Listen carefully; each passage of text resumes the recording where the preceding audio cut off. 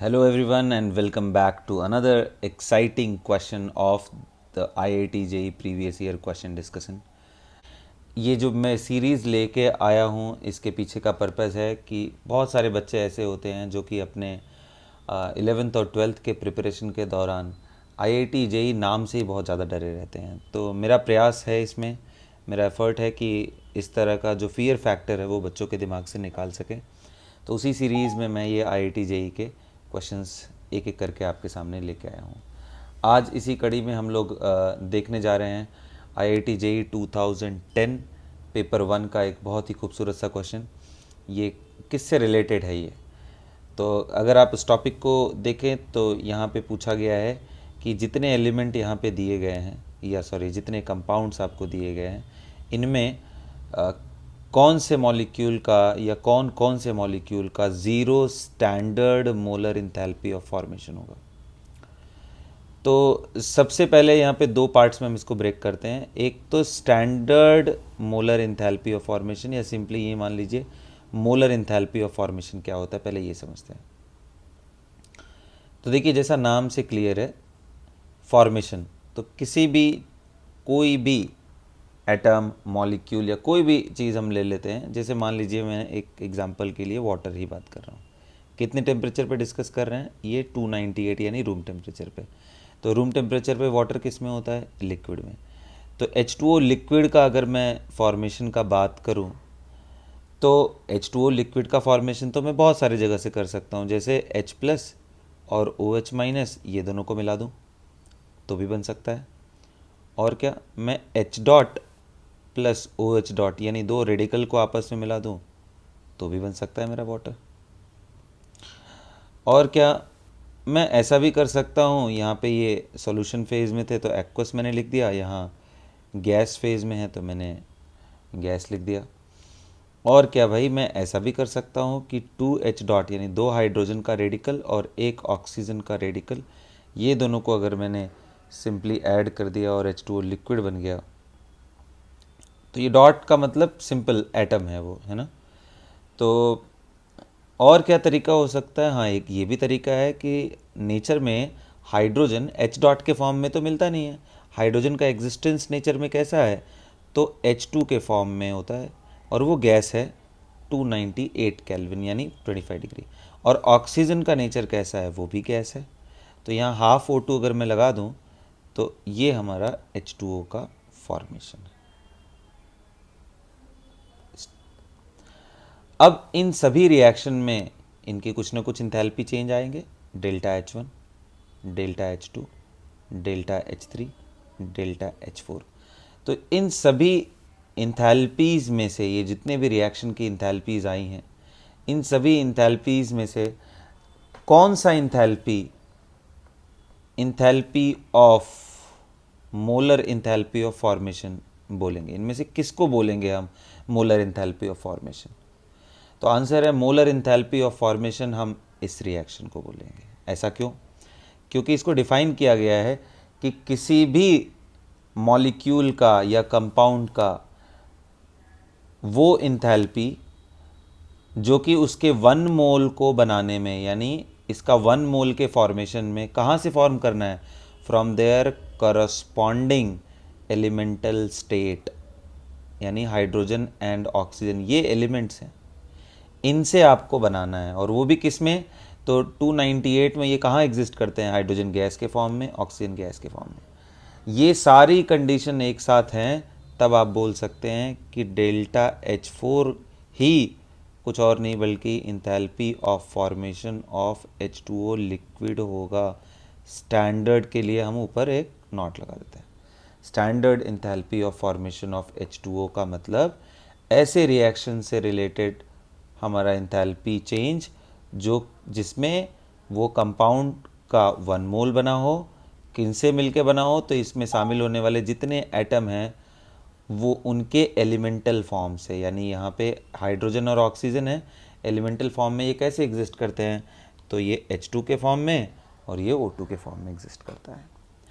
तो ये तो रहा बात किसका, कि अगर हमें डिस्कशन करना हो कि इंथैल्पी ऑफ फॉर्मेशन किसी भी चीज़ का डिफाइन कैसे करते हैं। तो स्टैंडर्ड वैल्यू अगर लगा दिया तो क्या, स्टैंडर्ड वैल्यू का मतलब एक प्रेशर डिफाइंड हो, यानी एटमॉस्फेरिक प्रेशर 1 atm और टेम्परेचर डिफाइंड है जैसा कि क्वेश्चन में लिखा भी हुआ है 298 केल्विन के लिए। तो उस ये टेम्परेचर और प्रेशर पे जो भी इंथैल्पी चेंज इस रिएक्शन का आता है उसको हम स्टैंडर्ड इंथैल्पी ऑफ फॉर्मेशन बोलेंगे। अच्छा, अब आपने सीख लिया।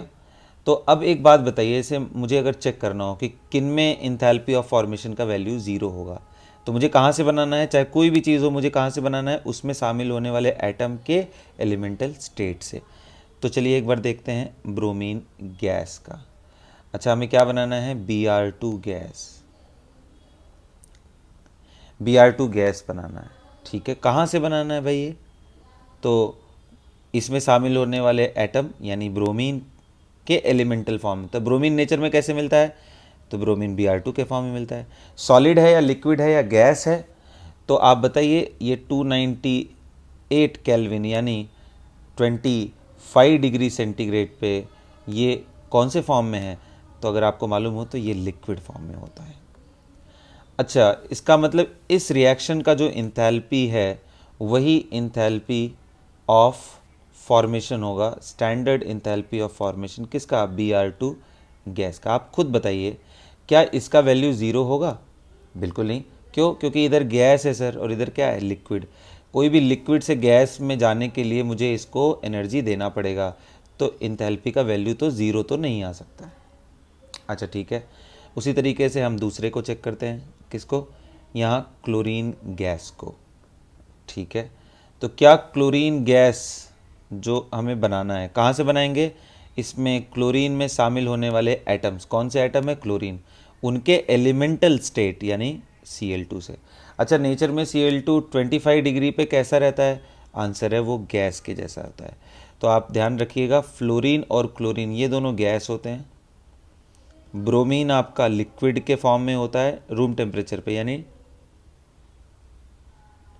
रूम टेम्परेचर यानी 25 डिग्री सेंटीग्रेड पर, और क्या, आयोडीन आपका सॉलिड होता है। तो अब बताइए, अगर हमें क्लोरीन बना रहे हैं और क्लोरीन से ही, क्लोरीन गैस बना रहे हैं और क्लोरीन गैस से ही, तो ऑब्वियस सी बात है इसका जो डेल्टा H0F का वैल्यू है क्लोरीन, ये वैल्यू क्या होगा, ज़ीरो होगा। तो एक्चुअली जब हम लोग पढ़ाते हैं इस टॉपिक को तो वहाँ पे हम एक स्टेटमेंट देते हैं कि कोई भी एलिमेंट अगर अपने स्टैंडर्ड स्टेट में है तो बाय डेफिनेशन उसका इंथैल्पी ऑफ फॉर्मेशन हम ज़ीरो असाइन करते हैं।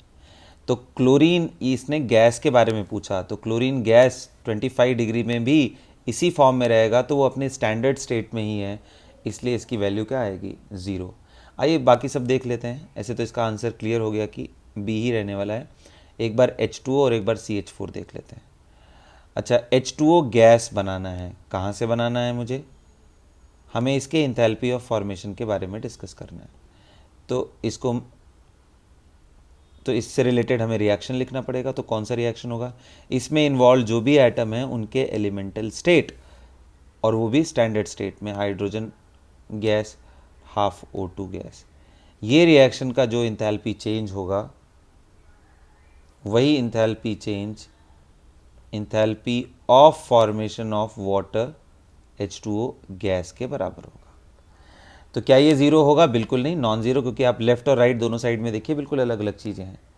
और उसी तरीके से अगर आप इसको सॉल्व करना चाहें CH4 का तो वो भी आ जाएगा। एक बात ध्यान रखना है कि जैसे जब हम CH4 बना रहे हैं तो CH4 के केस में आपको मालूम है कि ये दो एटम से मिलकर बना है, कार्बन और हाइड्रोजन। तो हाइड्रोजन नेचर में कैसा मिलता है, गैस के फॉर्म में।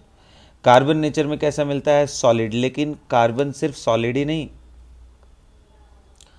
कार्बन के एलोट्रॉप भी हैं नेचर में।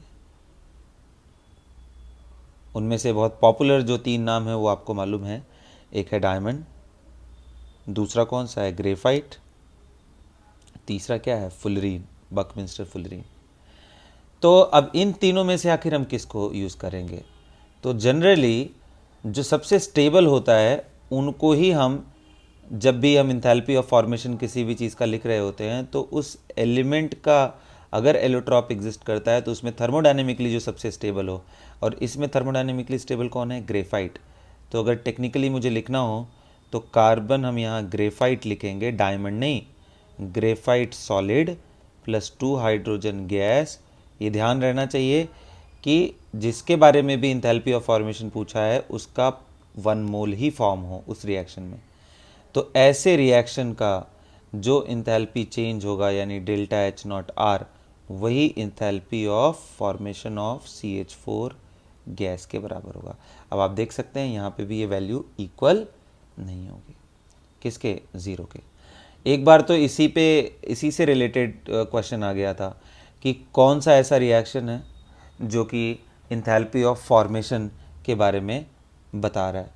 तो उनमें ये रिएक्शंस बहुत सारे दिए हुए थे। जैसे मैं आपको एक एग्जांपल से इसको भी मैं आपको क्लियर कर दे रहा हूँ कि एक रिएक्शन ये दिया हुआ था, दूसरा यहीं पे डायमंड चेंज कर दिया था, solid 2 hydrogen gas forming CH4। एक रिएक्शन में उसने स्टोइक्योमेट्री चेंज कर दिया था, इसको 2 मोल ऑफ CH4 बना दिया था।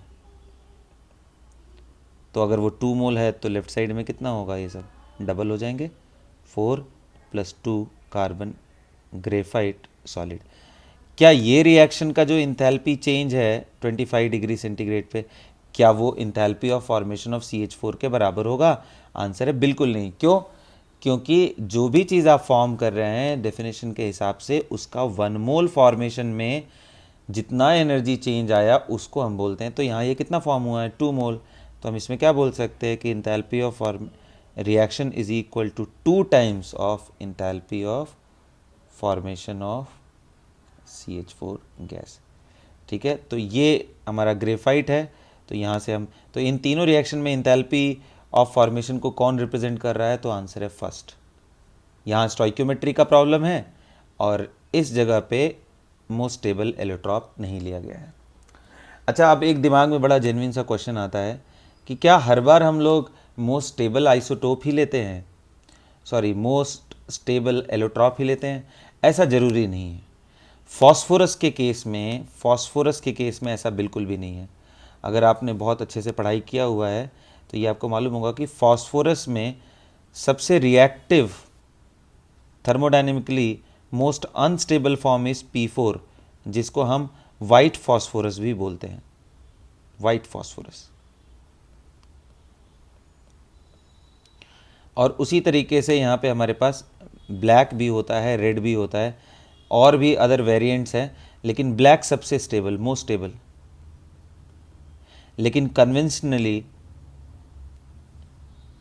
Delta H not formation phosphorus white को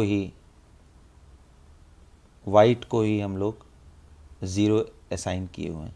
तो इसमें ज़रूरी नहीं है कि हर बार मोस्ट स्टेबल ही हो, लेकिन हाँ फॉस्फोरस को छोड़ करके जितने एग्जाम्पल हैं उनमें सबसे ज़्यादा स्टेबल जो फॉर्म हो वही हम कंसिडर करते हैं। तो ये एक अगर आप बात ध्यान में रखते हैं तो आगे आने वाले क्वेश्चन से भी आप बच सकते हैं। तो आज के इस क्वेश्चन का जो कि IIT JEE 2007 पेपर 1 का पार्ट है, इसका करेक्ट आंसर क्या होगा? Chlorine gas. तो इसी तरह बने रहिए मेरे साथ, अपने डर को दूर करते रहिए, इस जानकारी को ज़्यादा से ज़्यादा लोगों तक शेयर करिए। मिलते हैं आपसे फिर अगले वीडियो में। Thank you. So guys, if you want more videos like this, like, share, comment and don't forget to subscribe for the latest video.